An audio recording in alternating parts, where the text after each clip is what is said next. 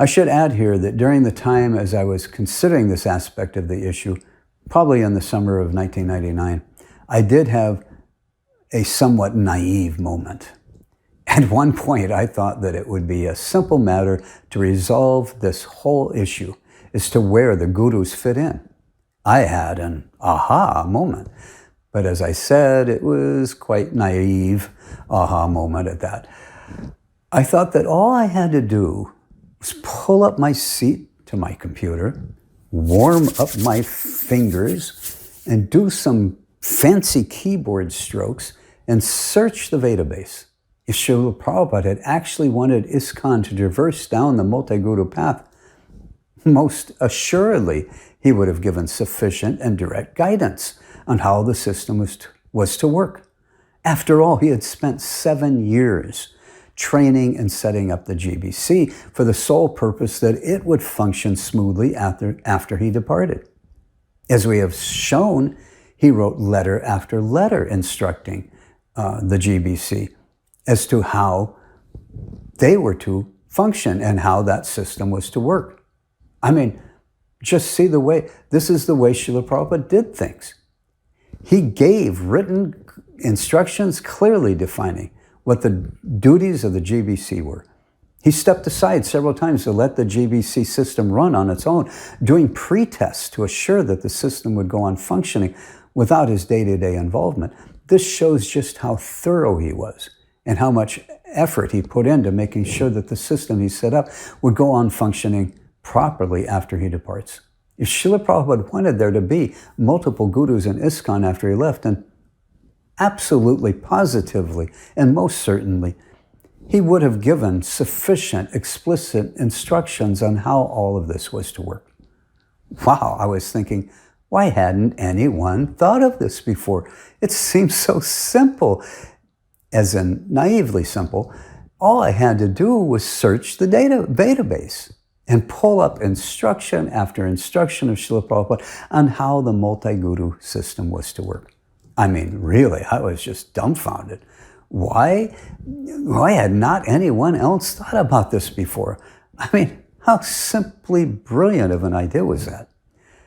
Okay, I did say it was a rather naive aha moment, so I hit the keyboard with all 8 fingers dancing.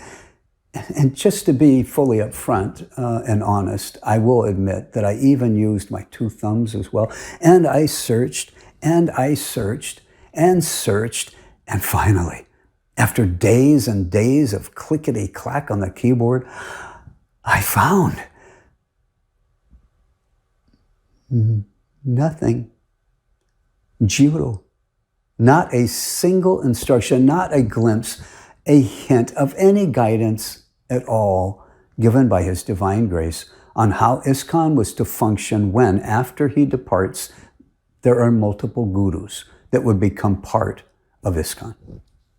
No mention at all, nothing about how the hierarchy of authority would make room for such future gurus and where these guru authorities fit into the system of management that he had just spent 7 years setting up, giving so many written instructions with all the needed guidance and making test runs to make sure it all worked smoothly without him.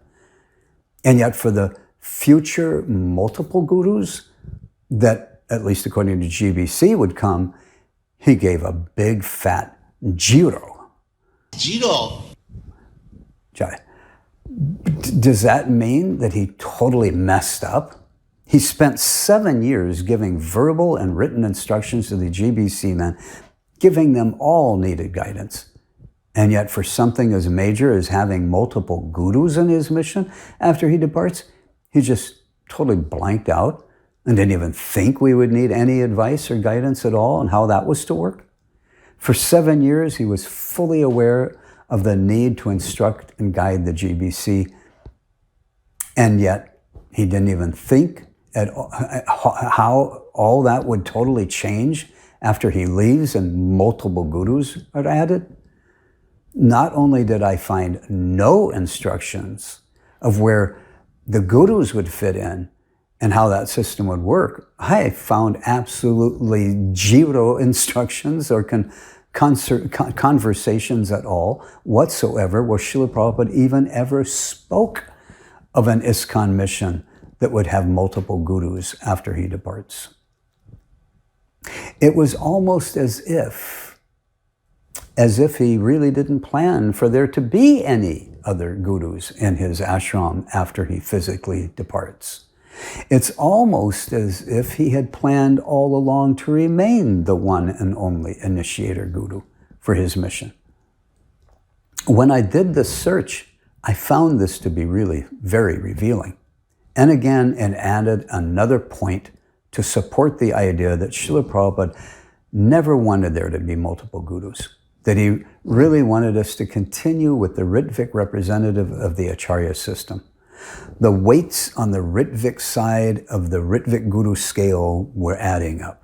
Even though this was yet another major point that by logic deduction pointed me directly toward the Rtvik Ras path, I still didn't want to just jump on that bandwagon without being 100% totally certain. I still had not yet sat down and studied the philosophical aspects of this issue. Well, these arguments or logically deducted points were adding up, and they were what strongly influenced me to lean toward the Rtvik Ras side. I kept resisting accepting it fully because there were still so many other points and arguments to consider. And actually, this was only half of the argument, in that I had only looked at this from where the multiple gurus fit in. Next, I hypothesized and analyzed how all this would have worked out in ISKCON if ISKCON had followed the Rtvik Acharya system.